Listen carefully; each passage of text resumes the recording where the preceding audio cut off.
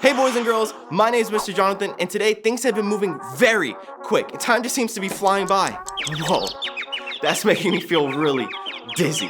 We feel so many different emotions throughout the day, and the good thing is, we get to choose which ones stick around the longest. So, I'm gonna get rid of this dizzy feeling by racing the clock in today's speed sermon.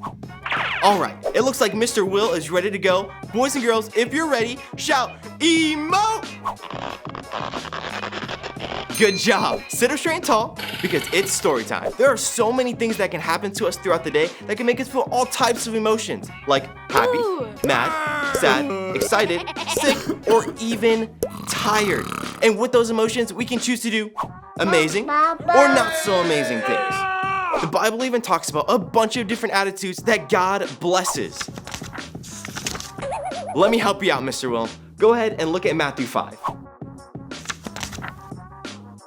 We call those Beatitudes. Boys and girls, can you say that with me? 3, 2, 1. Beatitudes. Good job.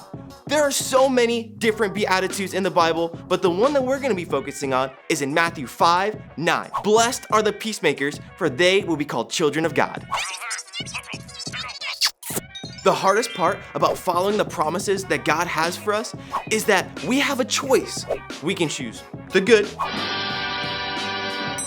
or the bad. The good thing is that Jesus shows us by example how and why we make the correct choices. Sit up straight and tall, boys and girls. Let me show you. One early morning, Jesus went to the temple to teach, and people everywhere came to see him. Even the Pharisees and scribes came, but not to learn from Jesus. They came to prove him wrong and cause him to make a mistake. They had so many tricks up their sleeves, but no matter what they chose to do, Jesus always had the answer. As Jesus was teaching, the Pharisees captured a woman committing sins and brought her over to the temple. They told Jesus that because the woman was committing sins, she should be killed with stones. Good thing Jesus is the ultimate peacemaker, because that did not sound like fun. You see, the Pharisees thought that they had Jesus trapped, that he would finally make a mistake. But boys and girls, we all know that Jesus is perfect, and that could never happen. Can you say, no way? Good job, boys and girls. So next, Jesus sat down, wrote with his finger in the sand, and said just a couple of words that would make everybody leave in silence. He said, let him who is without sin throw the first stone at her. One by one, all of the people left the room, and the only ones left was Jesus and the woman. What do you guys think Jesus did? You see, Jesus was the only one that never sinned, and he still didn't throw a stone at her. Instead, he told the woman to leave unharmed and sin no more. Now that's what I call a peacemaker. Okay, everybody lean in for this one. Closer. Closer. Ooh! That's a little too close, Mr. Will. Jesus had a choice. He had a good choice to create peace and a bad choice to create chaos. And he chose to create peace. That's exactly what he wants you and me to do.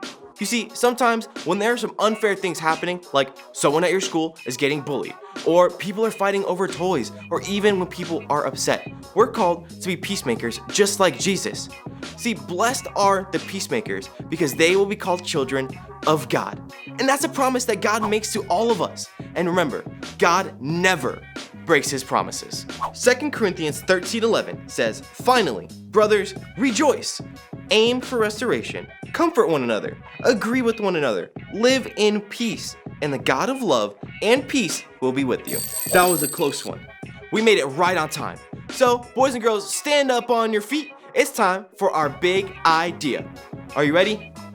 3, 2, 1. Rejoice is a choice. And it all comes rushing back, pushing back.